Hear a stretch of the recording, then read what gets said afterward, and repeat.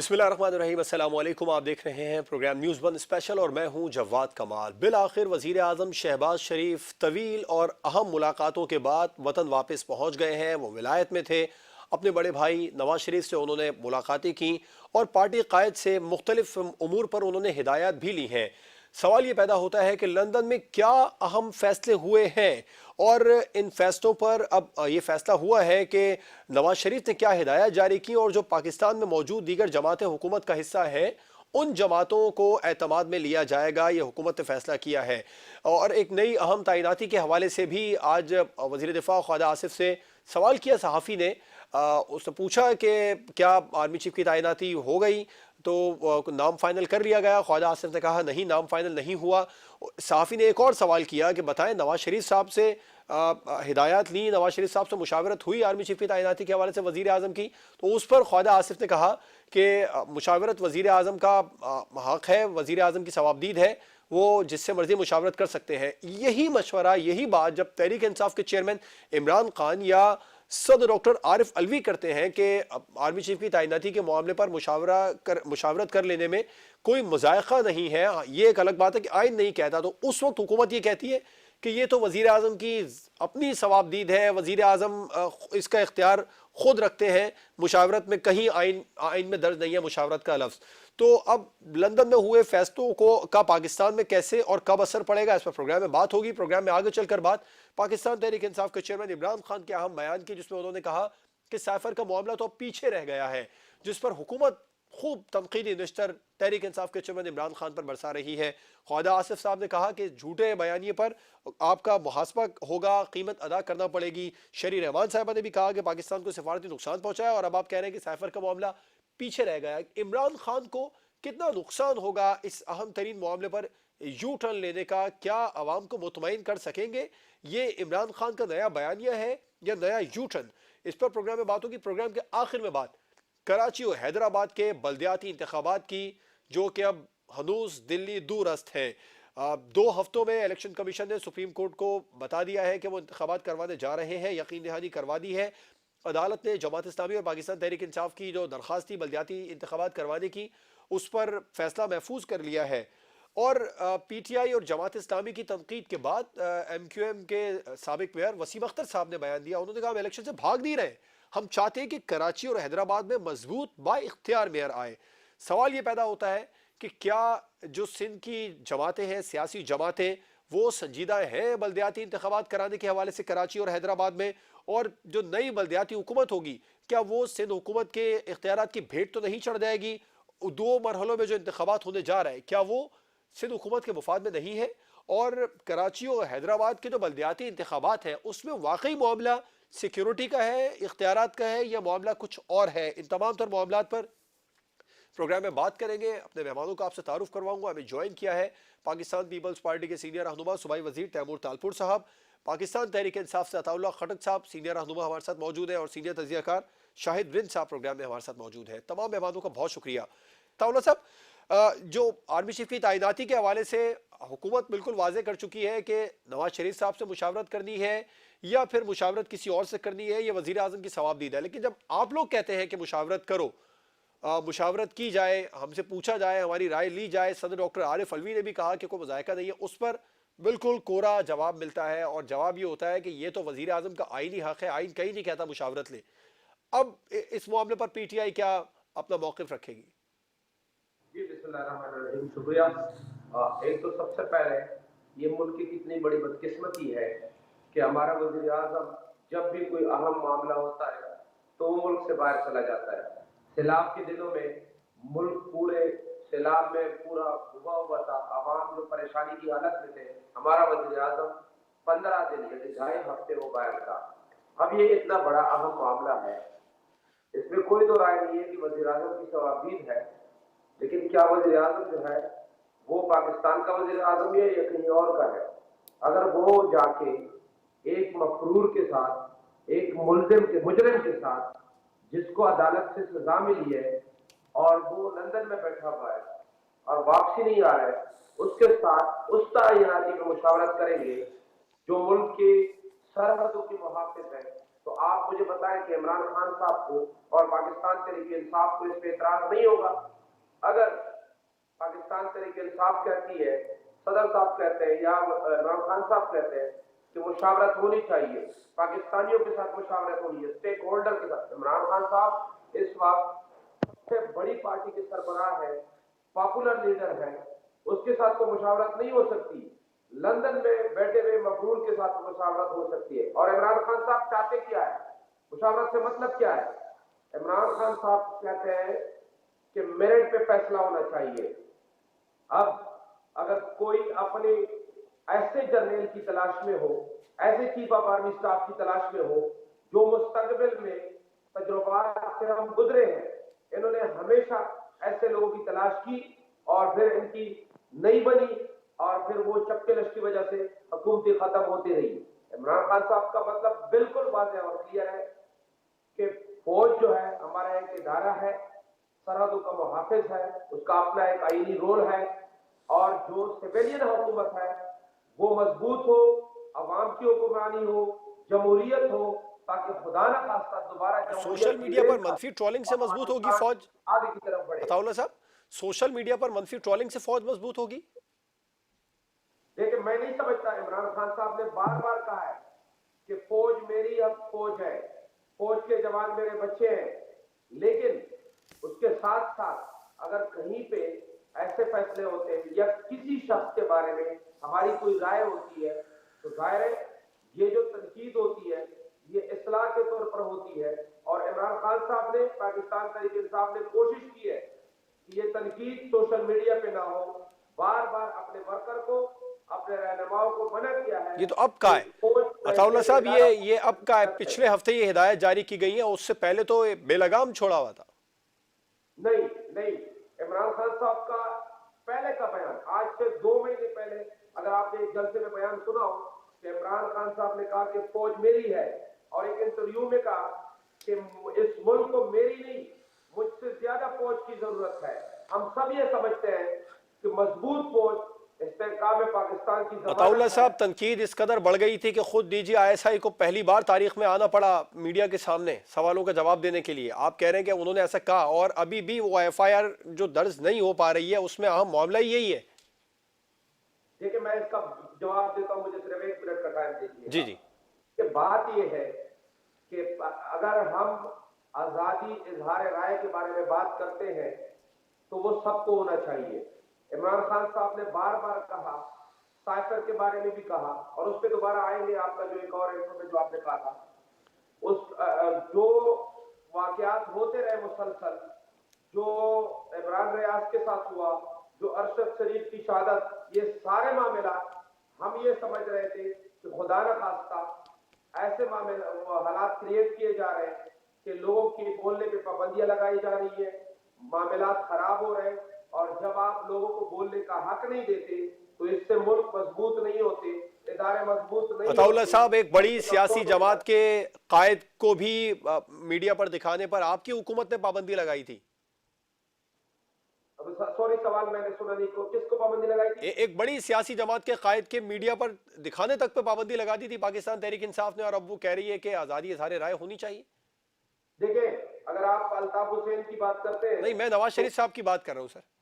हाँ जी, अच्छा अच्छा, तो नवाज शरीफ की बात करते हैं तो नवाज शरीफ आम शेर नहीं है, उसको जेल में होना चाहिए था। वो मुजरिम है, उसको अदालत ने मुजरिम डिक्लेयर किया है, उसको सजा मिली है और वो मुल्क से जमानत पे गया था इलाज के लिए। आज का वजीर आजम उसका गारंटर है और वो आज तक वापस नहीं आया। तो ऐसा ऐसा शख्स बाहर से इदारों के बारे में बरमला बोलता रहा, नाम लेता रहा, फौज पे तनकीद करता रहा, तो जाहिर है हमने रोकना था। वज़ीर तो आज़म सर साहब ने अब उसको लेकिन रोका। फिर ये तो माने तहरीक इंसाफ के चेयरमैन इमरान खान को कम से कम रोका नहीं गया है, और खुद बाकायदा तौर पर इदारों के सरबराह ये आकर कहते रहे, कभी हमें जानवर कहा जा रहा है, कभी न्यूट्रल कहा जा रहा है, कभी साजिशी कहा जा रहा है, कभी गद्दार कहा जा रहा है, उसके बावजूद भी पाबंदी तो नहीं लगी ना। देखिए, इमरान खान साहब ने न्यूट्रल किसको कहा था? इमरान खान साहब ने जानवर किसी को नहीं कहा है। सर, लेकिन जिनको कहा था उन्होंने अगर खुद आके बता दिया। अगर अगर कोई समझता है कि इमरान खान साहब जिस बारे में बात कर रहे हैं वो हम हैं, ठीक वही इन्वाल है, तो वो अपने नतायज अखज़ करें। ठीक। इमरान खान शायद साहब ने तो एस्टेब्लिशमेंट की बात की थी कि ऐसा नहीं हो सकता कि जो लोग हमें बताते रहे कि ये चोर हैं, ये डाकू हैं, इन्होंने मुल्क को लूटा है, ठीक है। आज वो लोग बैठकर उनको सपोर्ट कर रहे हैं। इसका मतलब क्या होता है? इसका मतलब यही है कि कल जो गद्दार थे, कल जो चोर थे, जो डाकू थे, क्या आज वो साफ हो गए? वो अगर चोर डाकू हैं, आप उसका साथ दे रहे हैं तो आप गलत कर रहे हैं। ठीक है अताउल्लाह साहब, आपका पॉइंट है। शाहिद रिंद साहब, क्या हम फैसले लंदन में हुए हैं, अहम तरीन तैनाती के हवाले से फैसला हो गया, बस अनाउंस होना बाकी है? देखिए, लंदन में जो भी इस सिलसिले में मशावरत हुई है, मेरी मालूमात के मुताबिक 18 तारीख को इस पे कार्रवाई का आगाज होगा और कोई लगभग 20 से 25 तारीख के दरमियान इस पे जो भी प्रोग्रेस होनी है। इसमें एक चीज जो मुझे बहुत खुले लफ्जों में कहनी चाहिए कि वजीर आजम मियां शहबाज शरीफ ने यह साबित किया है कि जो उनकी credibility as a chief minister Punjab, उनके एज एक अच्छे एडमिनिस्ट्रेटर की थी, वो उन्होंने जायल कर दी है बहैसियत वजीर आजम। हर अताउल्ला ने जो क्रिटिसिज्म किया, बावजूद इसके कि अताउल्ला ने कहा कि सैलाब के दिनों में वो लंदन में थे, तो अताउल्ला के लीडर भी जो है ना कंटेनर पे चढ़े हुए थे, सैलाब मुतासिरीन के पास कोई नहीं था। मियां शहबाज शरीफ को इस वक्त चाहिए था कि बजाय ये 4 से 5 दिन लंदन में गुजार के पीटीआई और उसके नैरेटिव को ऑक्सीजन देने के, जो भी उन्होंने अपने भाई के साथ मशावरत करनी थी, ये मुझे आपको सबको लाउड एंड क्लियर था कि मियां नवाज शरीफ की मर्जी के बगैर शहबाज शरीफ कोई फैसला नहीं करेंगे। जो उनसे मशावरत करनी थी, आजकल टेक्नोलॉजी का दौर है, मवासलाती राब्ते, 4 दिन लंदन में बैठकर उन्होंने पीटीआई को ये स्पेस दी कि वो मजीद कंट्रोवर्शियल करे 29 नवंबर के उस फैसले को जो कि आपने अपनी आर्मी चीफ के हवाले से करना है। तो मेरा ख्याल है ये नालायकी है हुकूमत की, चाहे वो इत्तेहादी हुकूमत की पूरी हो या पीएमएलएन या मियां शहबाज शरीफ की अकेले हो। तो सबसे पहले तो ये चीज है। दूसरी बात, अभी जिस तरह अताउल्ला बात कर रहे थे, देखिए आज मैं नहीं कह रहा, मैं ये क्रिटिसिज्म नहीं कर रहा, खान साहब के इंटरनेशनल मीडिया को पिछले 4 इंटरव्यूज उठा लें और फाइनेंशियल टाइम्स के एंड पे आ जाएं। 3 इंटरव्यूज में उनसे मेजर जनरल फैसल नसीर के हवाले से और जो दीगर इल्जामात उन्होंने लगाए उन पर सबूतों की बात की गई, तो सवाल गंदुम जवाब चना वाली हालत थी। फाइनेंशियल टाइम्स का जो लास्ट इंटरव्यू अभी आया है, उसमें तो खान साहब ने खुद ही अपने नैरेटिव को दफन कर दिया है। अमरीकी साजिश का जो बयानिया लेकर पिछले 6 महीने से वो खुद सड़कों पर हैं, अवाम को उन्होंने सड़कों पर रखा हुआ है। मुल्क में एक इकोनॉमिक, एक जिसे कहते हैं क्राइसिस डेवलप हुआ है, सारी एक अनसर्टेनिटी की सिचुएशन है। खान साहब ने खुद उसे समेट के कह दिया कि जी अब वो मसला नहीं है, वो अमेरिका के साथ आगे बढ़ना चाहते हैं। तो खान साहब एक्सपोज हुए, बहुत अच्छी तरह एक्सपोज हुए, जैसे प्राइम मिनिस्टर शहबाज शरीफ एक्सपोज हुए जब वो सीएम पंजाब थे, उनकी एडमिनिस्ट्रेशन की मिसालें दी जाती थी, लेकिन बैसियत प्राइम मिनिस्टर वो एक्सपोज हो चुके हैं कि वो मियां नवाज शरीफ के बगैर कुछ नहीं कर सकते। और इमरान खान एक्सपोज हुए हैं जो उन्होंने नैरेटिव बिल्ड किया। मेरा ख्याल है आप इंतजार करें कुछ दिनों बाद, जैसे ताहिरुल कादरी ने एक जमाने में आवाज लगाई थी ना कि मुबारक को, पीटीआई के कुछ रहनुमा आवाजें लगा रहे होंगे मुबारक को, खान साहब ने जिन्हें मीर जाफर और मीर सादिक करार दिया था, अब वो उन्हें भी बेहतर समझते हैं। तो ये जो ट्रेंड पॉलिटिकल लोग हमारे सेट कर रहे हैं, ये और कुछ नहीं कर रहे। अवाम का जो एतमाद एक पार्लियामान में या जो पॉलिटिकल सिस्टम में, उसे वो पॉलिटिकल लीडरशिप खुद खत्म कर रही है। राइट। तो शाहिद साहब, क्या समझते हैं आप ये जो मुशावरत के हवाले से? जी जी अता साहब, आप मैं बात करें। मुख्तसर जवाब देना चाहता हूँ। देखिए, मुझे समझ नहीं आ रही है कि ये किसने कहा कि इमरान खान साहब ने उस साइफर के वो जो बयानिया था वो छोड़ दिया। इमरान खान साहब कहना क्या चाहते हैं? इमरान खान साहब ने उस बयानिए को बार बार बयान किया, अमेरिका को एक्सपोज किया, रिजीम चेंज वालों को एक्सपोज किया, उसके पीछे जो थे वो भी एक्सपोज किया। अब वो कहते क्या है? वो कहते हैं मामला आगे बढ़ा है। अब क्या हम सारी जिंदगी ये रो रहे हैं कि हमें अमेरिका ने जो है वो हुकूमत से निकाला है या हमें उसका मुतबादल कोई कुछ करना है? वो तो हुआ जो हुआ, अब हमारी बात आगे बढ़ी है। अब हमने बहुत सारी चीजों पे कैसे आगे को मुज़ाकरात डील हो गए सर? किस हवाले से? अब बात आगे बढ़ने, बात ऐसे तो आगे नहीं बढ़ती, कोई ना कोई सिग्नल मिला है या कोई बात हुई है, कोई मुज़ाकरात हुए, तो पिछले दिनों मुलाकातें चलती रही हैं। हम आज हम आज भी कह रहे हैं कि अमेरिका ने रिजीम चेंज के जरिए हमारी हुकूमत खत्म की थी, लोग इस्तेमाल हुए थे, पाकिस्तानी सियासतदान, और इसके पीछे अमेरिका था। लेकिन क्या ये जो बयानिया हमारा है, ये जो साइफर का मामला है, ये सारी जिंदगी इसी पे बात होती रहेगी या हम ये कहते हैं कि हमने इस हस्ती की आजादी की जंग को सर ये आगे तो से बढ़ना है। अब पाकिस्तान तहरीक इंसाफ चाहती है ना कि इसके ऊपर बात ना हो, लेकिन जब हुकूमत ये कहती रही कि साइफर का कोई मामला ही नहीं, इस पर बात नहीं, तो इमरान खान साहब 50 जलसों में बार बार इसको दोहराते रहे। हम इसको बार बार अब भी इसी दोहराएंगे, पर सारा नैरेटिव बिल्ड किया। जब मौका आएगा हम दोहराएंगे। खत्म नहीं हुआ ये मामला। इमरान खान साहब जो है कहना चाहता है कि ठीक। अब बड़े बड़े मसाइल हमारे सामने हैं, साफ और शफाफ इलेक्शन है, गैर जानबदार इलेक्शन कमीशन है, इदारों को नेब हमारा जो है वो तरमीम जो हुई है उनको रिवर्स होना है, इन चीजों पे बात होनी है। अब जो होना था वो तो वैसे भी हुआ है। ठीक। अच्छा तो जवाद, जी जी शाहिद साहब। मैंने कहा आपको अताउल्ला साहब ने खुशखबरी दी है, वो चीफ इलेक्शन कमिश्नर के मामले पे, नैब कवानीन के मामले पे, इन सबको रिवर्ट करने के लिए मेरा ख्याल है पार्लियामान जाने की गुफ्तगू कर रहे हैं। अता साहब ये तो बहुत बड़ी अगर कहा जाए शायद रिन साहब ने आपकी बात में से खबर ही निकाल ली, ये कहा जाए पार्लियामान जाने का इरादा रखते हैं। ये खबरें जो खबर तो वही निकलती है वो है सर, जो कुछ ना कुछ खबर हो, कोई ना कोई बात हो। हम उस वक्त तक पार्लियामेंट का हिस्सा नहीं होंगे जब तक इलेक्शन ना हो, उस वक्त तक नहीं जाएंगे जब तक नए इंतखाबात का ऐलान नहीं होता। जब ऐलान होगा उसके बाद हमारे अच्छा एक बात अताउल्ला साहब, कानूनी मामलात पर आप मुझसे ज्यादा गहरी नजर रखते हैं। एक बात मुझे करके ब्रेक पे जाना है, आप मुझे इसका जवाब दीजिए। एक तो ये कि प्रेसिडेंट साहब ने भी कहा कि वजीर आजम साहब मशवरा ले सकते हैं आर्मी चीफ की तैनाती के। इमरान खान साहब तो मुसलसल ये कह रहे हैं कि जो नई हुकूमत आएगी उसका हक होगा, फिलहाल एक्सटेंशन दे दी जाए, वो ये भी बात करते नजर आ रहे हैं। अगर किसी किस्म की कोई मुशावरत नहीं ली जाती अपोजिशन की बड़ी जमात से भी, चाहे वो पार्लियामेंट में हो या ना हो, तो फिर इस पर कानून क्या कहता है? आप लोग इसी तरह इस मामले को मुतनाज़ बनाते रहेंगे या कबूल कर लेंगे जो भी नई तैनाती होगी?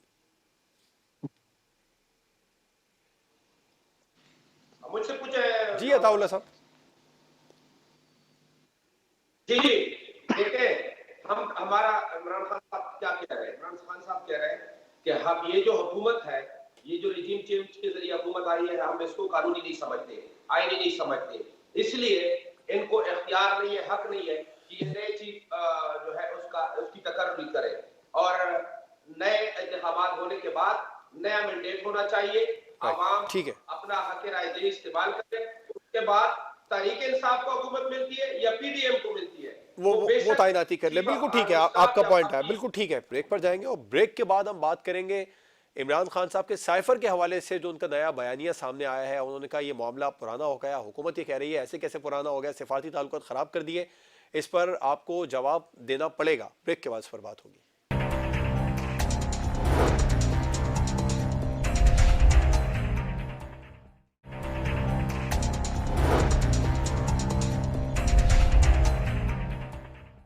Welcome back. पीपल्स पार्टी के सीनियर रहनुमा सूबाई वजीर तैमूर तालपुर साहब ने हमें प्रोग्राम में ज्वाइन किया है। आपका बहुत शुक्रिया प्रोग्राम में वक्त देने के लिए। और पाकिस्तान मुस्लिम लीग नून के रहनुमा राना एहसान अफजल साहब भी शो में हमारे साथ मौजूद है। आपका भी बहुत शुक्रिया सर।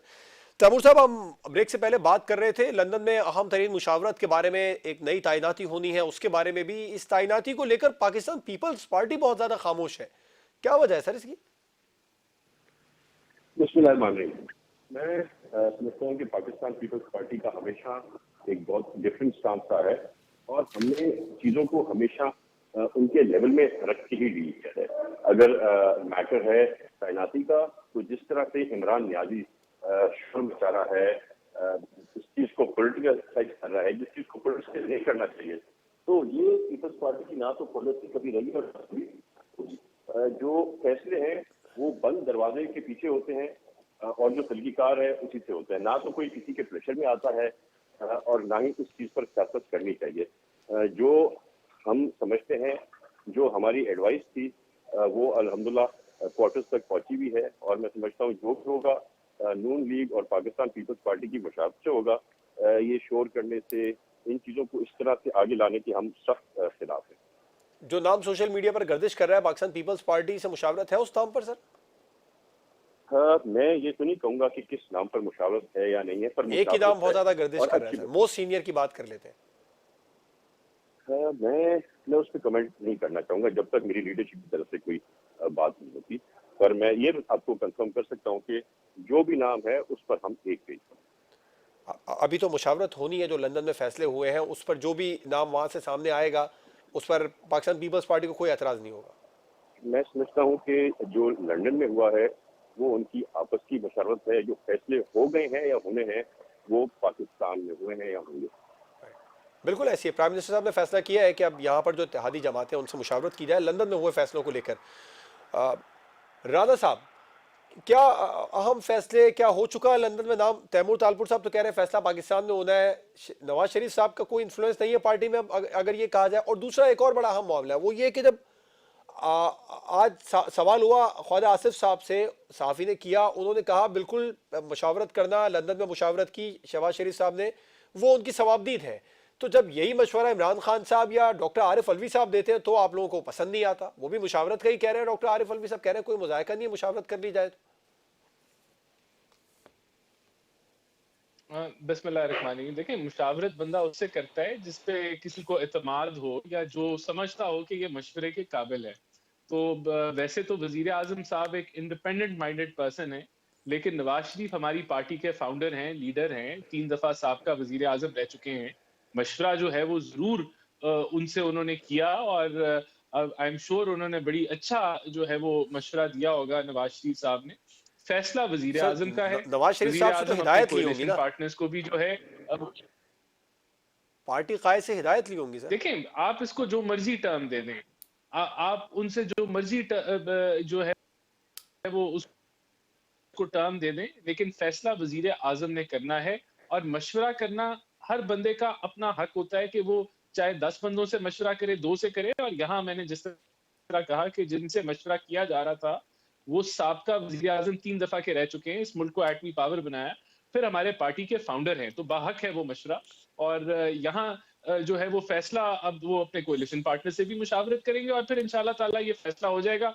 जिस बंदे की ख्वाहिश थी कि वो इन्फ्लुएंस कर सके इस काम को, उससे मशवरा नहीं होगा इमरान खान से। राइट। तो और वो राना जो साहब, यहाँ कमेंट्री करते रहे, पहले तो उन्होंने बड़ी बड़ी तफसीली तौर पे जो है वो मुल्क के अंदर एक अदारे को हमला किया और कहा कि जी उसको एक्सटेंशन दे दें आर्जी तौर पे और फलां कर दें और ये कर दें। फिर अब वो यू टर्न उससे भी ले गए। तो वो जो यू टर्न खान है वो मैं इस पर अभी बात करता हूँ उसने आज प्रोग्राम तक में। जरा सिर्फ बस ये एक्सटेंशन ही मुख्तसर दी इस है पर आर्मी जवाब चीफ को। दीजिए कि कोई वो आपकी इत्तेहादी जमात को तो एतराज नहीं है, तो अब तक नाम सामने नहीं आया, इसी हवाले से पैगाम लेकर वो लंदन तो नहीं गए शहबाज शरीफ साहब? एक बड़ी इत्तेहादी जमात ने देखें, इस मामले पर बड़ी किसी का पुरस्कार अभी तक खामोशी नाम रखी हुई सामने है। नहीं आया। खामोशी ही रहनी चाहिए क्योंकि ये एक कोई सियासी मामला तो है नहीं कि जिसको आप जो ठीक है है। वो पॉलिटिकली डिबेट करें या फिर किसी नामों के ऊपर वो हो। तो ये एक आईनी मसला है और ये आईनी तरीके से जो है इंशाल्लाह ताला ठीक। बखूबी और जबरदस्त तरीके से सरअंजाम दे दिया जाएगा। राइट। अताउल्लाह साहब, इमरान खान साहब कह रहे हैं कि साइफर का मामला पीछे रह गया, आगे बढ़ रहे हैं, अब आगे की बात होनी चाहिए। शहरी रहमान साहब ने बिल्कुल वाजे किया कि एक तो आपने सिफारती नुकसान पहुंचा पाकिस्तान को, फिर आप कैसे कह सकते हैं कि आगे बढ़ जाए। ख्वाजा आसिफ साहब ने भी आज कौमी असम्बली के फ्लोर पर खूब तनकीदी निश्तर बरसाया। उन्होंने कहा आपको इस झूठे बयानी का जवाब देना पड़ेगा। अच्छा, एक तो हमारा जो ये पूरे बयानिए हमारी जो हकीकी आजादी की जंग है, इसकी बुनियाद ही उस साइफर पर कायम है। अगर उससे आगे भी बढ़ना है, जाहिर है बुनियाद वही है। हम उसकी बात कल भी कर रहे थे, परसों भी करेंगे और आइंदा भी करेंगे, लेकिन मामला आप तो हिदायत जारी कर दिए ना। और वह मैंने डिटेल आपको पहले बता दी। ठीक। तो लेकिन जो सिफारती नुकसान पहुंचा, जैसे शहरी रहमान साहब एतराज कर रही है, करते हैं सफारती नुकसान, तो वो सफारती नुकसान इससे बड़ा क्या हो सकता है कि एक मुल्क जो है वो दूसरे मुल्क के अंदरूनी मामलात में मुदाखलत करता है और कहता है कि इस तारीख तक अगर आपकी अदम एतमाद ना आया तो हम आपके खिलाफ कार्रवाई करेंगे। तो उसके खिलाफ हम इतना भी ना बोले कि उन्होंने ये रिजीम चेंज में के पीछे अमरीका है। वो हमने कल भी कहना था, परसों भी कहेंगे। अब तो आपको खान साहब एक्सेप्ट कर चुके हैं, यूक्रेन वॉर के दौरान उन्हें दौरा नहीं करना चाहिए था रूस का।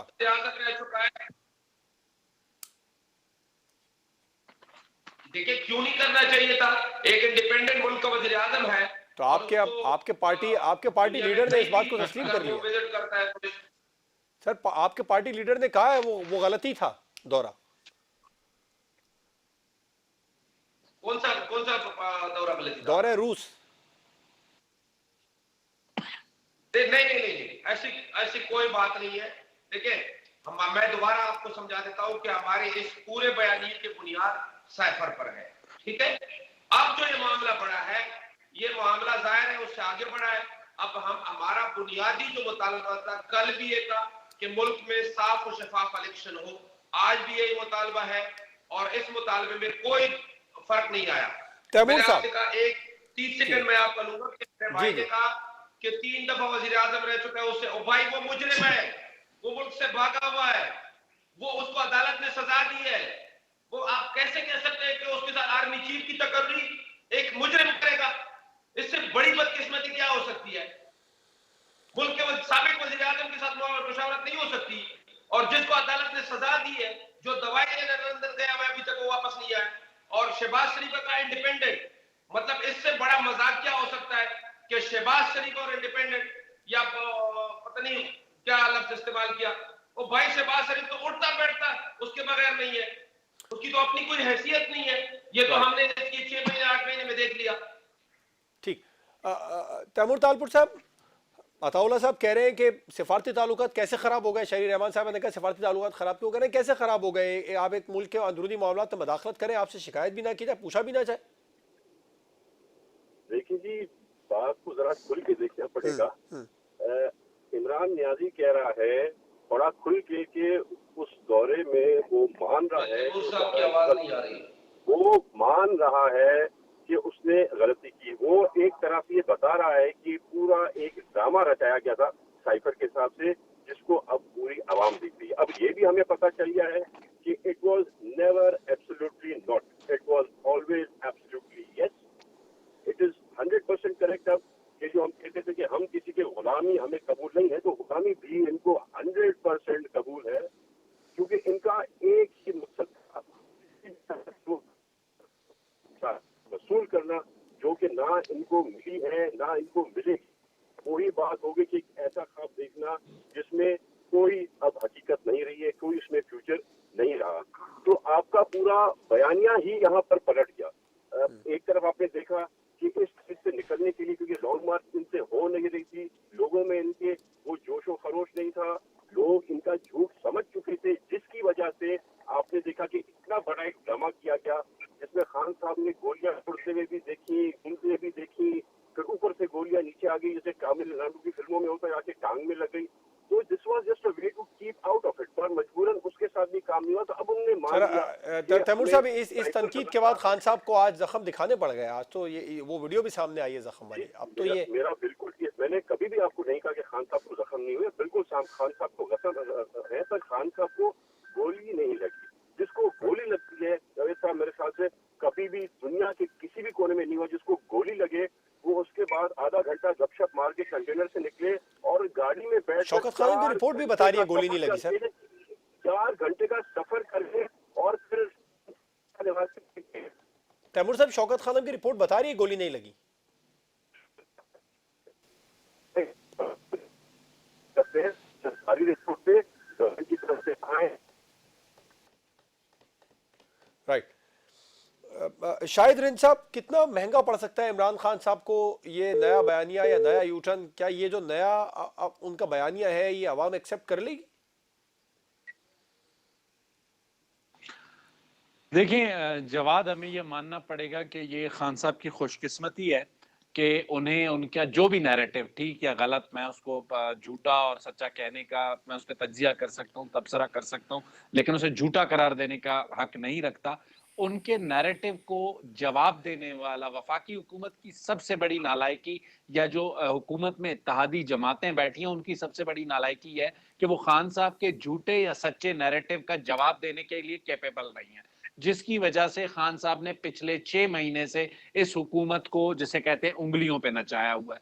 इस हुकूमत ने जो भी करना था, खान साहब के जितने भी मामलात थे, उसमें हुकूमत पहले दिन से नैरेटिव के मामले में इतनी डिफेंसिव है जिसकी कोई इंतहा नहीं है। और एक चीज याद रखिएगा कि खान साहब इस वक्त जो फाइनेंशियल टाइम्स को खान साहब ने इंटरव्यू दिया है, एक चीज याद रखिएगा, इसका बैकलैश खान साहब को आने वाले दिनों में नजर आना शुरू होगा। खान साहब आने वाले दिनों में, मेरा नहीं, पहले कहा था कि कुछ अरसे बाद वो तमाम बातों से बैकआउट कर सकते हैं, और खान साहब की ये क्वालिटी है किसी और पॉलिटिकल लीडर के मुकाबले में ये खान साहब की क्वालिटी है कि वो यू टर्न को अच्छा समझते हैं, और जो बात गलत, चाहे उन्होंने 35 पंचर, पहले उन्होंने एक नैरेटिव बिल्ड किया, एक लंबा चौड़ा जी जो है ना सिलसिला एहतजाज का शुरू किया, और बाद में कहा, किसी ने उनके कान में आके कहा था, उसके बाद भी उन्होंने 2 से 3 ऐसी इसी किस्म की चीजें की हैं।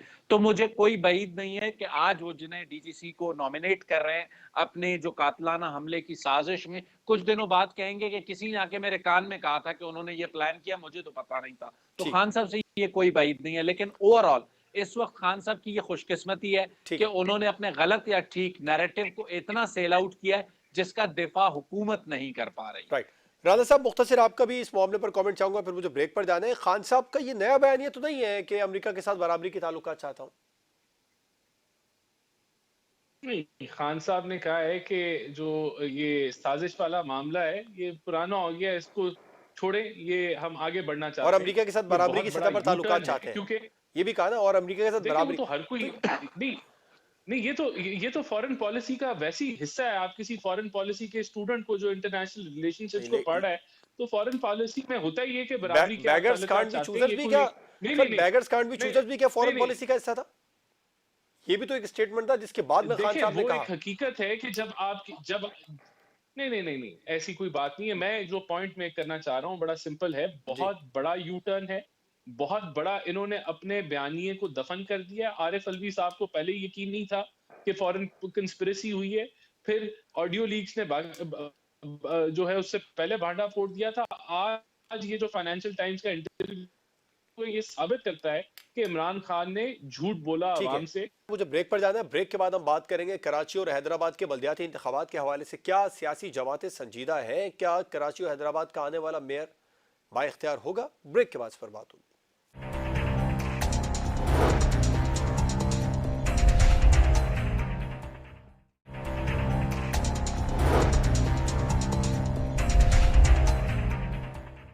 Welcome back. इलेक्शन कमीशन ने 2 हफ्तों में कराची और हैदराबाद में बल्दियाती इंतखाबात कराने की यकीन दहानी करवा दी है।